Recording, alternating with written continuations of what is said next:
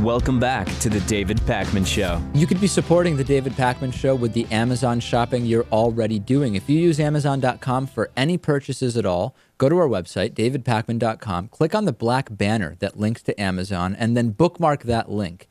Use that bookmark whenever you shop at Amazon, and 7% of your purchase will go to us. Doesn't cost you any extra. You can also become a David Pakman Show member, made possible in part by liberalbias.com.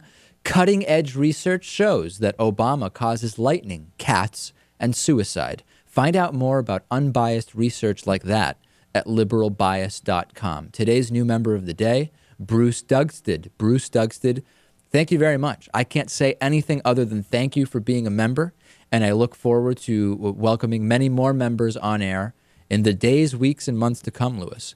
University advice to women being raped. Vomit or urinate yourself.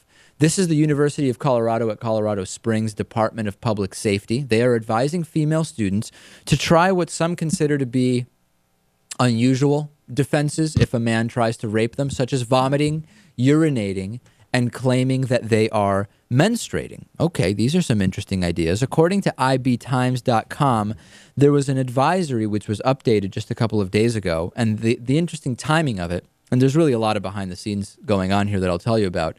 Hours after the Colorado State House of Representatives passed a package of gun control bills, barely passed, 34 to 31, this advisory is updated.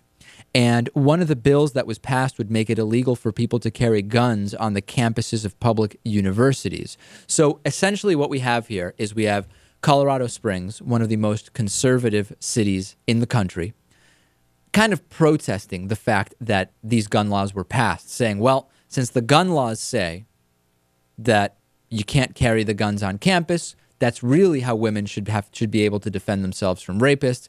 Instead, our advisory says because you can't have guns implicitly, you have to vomit or urinate yourself or claim to be menstruating. That's essentially what this is. This is a pro-gun thing. When you look at it, you say, wait a second. If you're being raped, vomit, or urinate, that just seems like really odd advice to be giving women. But this is all connected back to gun control. That's what it is. Yeah. Is this even? Do they even think this is basically just a response to the gun control measure, right? I mean, this is say, oh, hey, look, now we have to resort to these ridiculous things because people can't carry guns. Right. Now, to tell you about Colorado Springs, one of the most conservative major cities in the country, like I said, about 500,000 residents. It's actually funny that this is what's going on, funny and sad. The Wall Street Journal says that it is taking small government to the extreme. The town is strapped for cash. Voters rejected a tax increase, obviously, and this has led to the government slashing service. Letters to the town council and papers are pouring in, demanding that community centers be closed, the police department shrunk, and city-owned utilities sold off. Listen to this. Already, remember, one of the most conservative cities in the country, Colorado Springs has had to turn off a third of its streetlights, and it is begging for volunteers to handle jobs that it once paid for, like emptying garbage cans, cleaning graffiti, staffing public swimming pools. It's even asked taxi drivers to serve as extra eyes for its constantly shrinking police force. If there is no better example of how right-wing policy and not wanting to pay taxes actually leads to really bad stuff happening, this is the example, Lewis. Yeah, I think overall, not just in this country, but if you look at the world, usually the places that have the highest taxes overall are the cleanest, safest, happiest, and have the best services. Right. Yeah. But that's all because of, what is it? Liberal bias and the Obama and something else, I'm sure. I'm sure there's some factors Fascism, there. Socialism, lack of freedom. Yep. And Kenyan babies and stuff like that. Yeah, stuff like that. Yeah. To talk seriously about the rape component of this, let's assume women could carry guns. I'm not sure how many rapes would be prevented by a woman carrying a gun, right? I mean, I'm just thinking out loud here. If you're so close to someone to be able to overpower them and rape them in the first place, wouldn't it not be that difficult to take the gun away from them as well? I don't know. And then not only are they being raped, all of a sudden they're being raped at gunpoint with their own gun. Yeah. Of course, we run into that assumption again that the good guy always wins. I mean, of course, if you're walking around at night and you are paranoid of this, someone could easily pull out that gun and shoot someone who just happens to be walking near them and means them no harm because they're so afraid.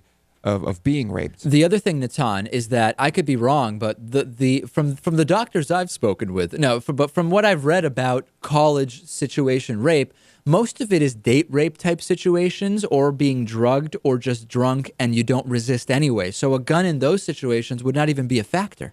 No. I will say that I don't know why it's not discussed that instead of people carrying around guns in general, not just women who are trying to prevent rapes from happening, but just people in general for self-defense, why stun guns and tasers wouldn't be a much better in terms of minimizing potential deaths. Well, that's and a good effective question. measure. I mean, why aren't we talking about that? That's a good question, but there's a bigger question here, guys. Why aren't we talking about rape prevention? Why aren't we talking about creating a situation where men aren't raping women, as opposed to debating whether vomiting or lying about being on your period or stun guns or guns? There's all of this is about what women should be doing. What about the offenders? Why don't we... I can answer that. Yeah. I mean, the real reason is the same reason why Wayne LaPierre is just assuming that we need guards to protect schools instead of asking, why don't we stop shootings from happening in the first place?